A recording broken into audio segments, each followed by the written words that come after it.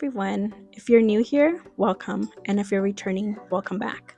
So today's video is going to be a little bit different. I am going to be reflecting on what I've left behind.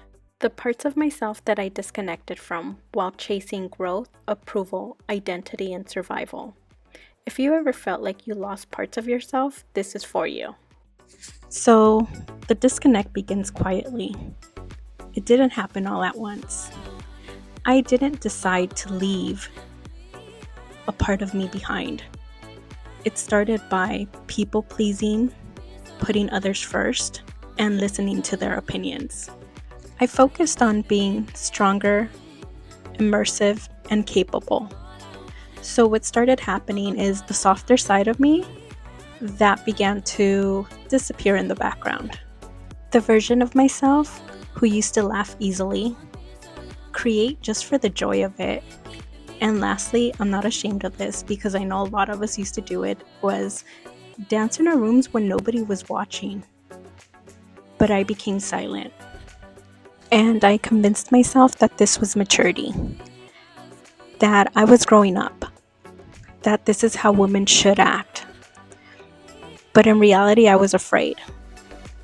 I was afraid that my full self was not enough for people, or it may be too much for people. So what did I leave behind? I left behind laughter without self-consciousness. Being able to laugh so hard that my stomach and cheeks hurt. Being able just to laugh without worrying how loud or how weird my laugh sounds.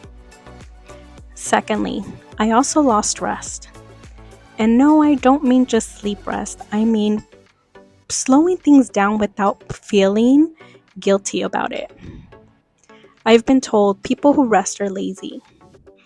Coming from a Latino community, women, we put ourselves first, put everybody else first.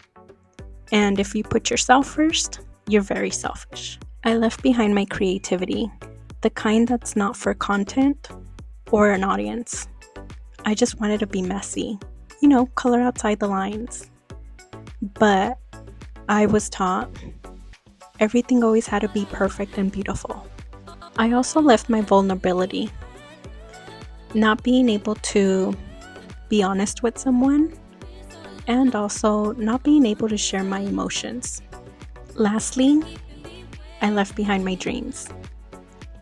When I was in high school, the career I wanted was not a career. It was a hobby at the time.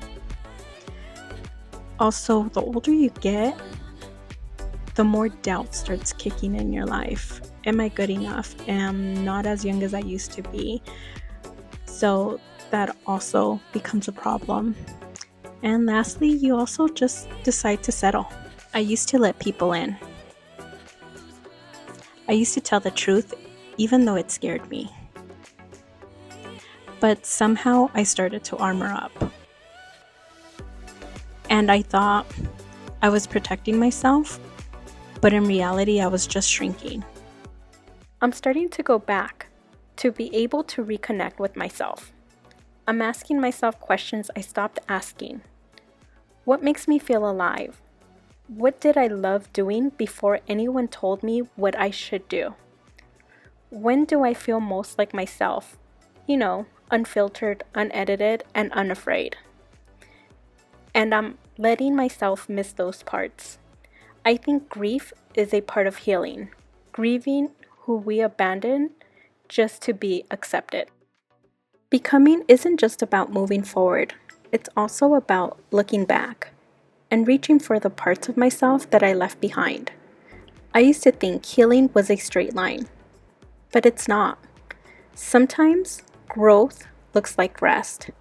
Sometimes becoming looks like unbecoming everything that was never really me. I'm learning that returning to myself, all of myself, is the bravest thing I can do. If you're watching this and maybe you've left parts of yourself behind too, I want you to know it's not too late. You can go back to any piece of yourself and bring them forward into who you're becoming. Okay, everyone. Thank you for watching. Please don't forget to like and subscribe. And go ahead and comment and let me know what part of yourself are you trying to reconnect with. I'll see you next week, and don't forget, we're all in this together. Bye!